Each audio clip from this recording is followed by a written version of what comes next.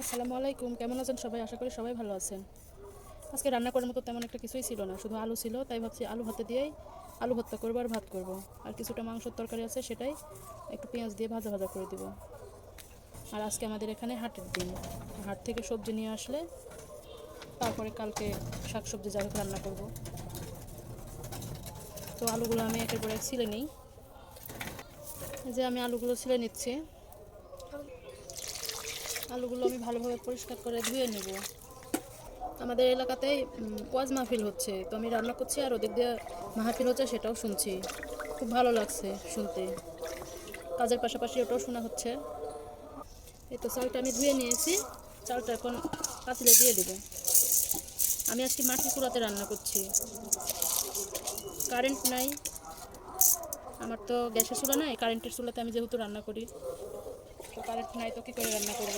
তার জন্যে মাটির চুলাতে আজকে চলে আসছি রান্না করতে।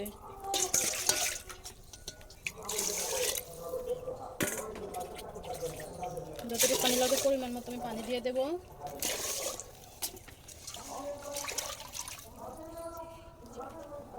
সাথে যে ধুয়ে রাখা আলুগুলোও দিয়ে দেবো। আমি আলু ভর্তা যখন করি তখন ভাতের মধ্যে এভাবেই দিয়ে দিয়ে ভর্তাটা করি, তাহলে একটু তাড়াতাড়ি হয়, আলাদাভাবে আর সিদ্ধ করা লাগে না।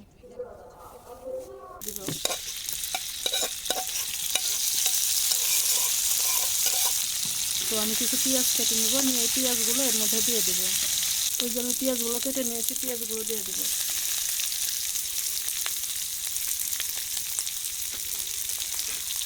এখন পেঁয়াজটার সাথে মাংসের সাথে ভাজা ভাজা করে নেব।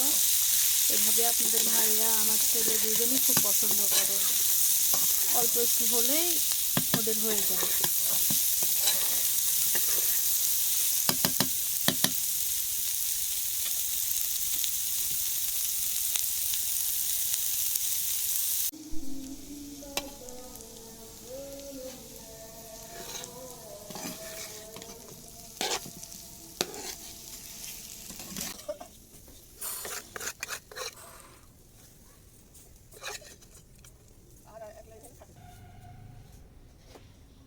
ওদিক দিয়ে মাংস ভাজা আর ভাত রান্না করা হয়ে গেছে। আলুটা যে সিদ্ধ করতে দিয়েছিলাম ভাতের মধ্যে, সেটা আমি এখন ভর্তা করে নেব।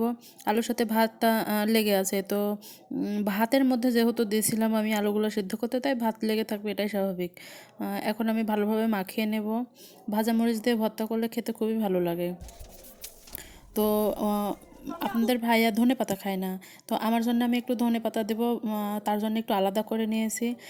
ভর্তার মধ্যে ধনে পাতা দিলে খুবই ভালো লাগে, ওরা আবার পছন্দ করে না। এই তো দুপুরের খাবারটা খেয়ে নিচ্ছি, আলহামদুলিল্লাহ খুব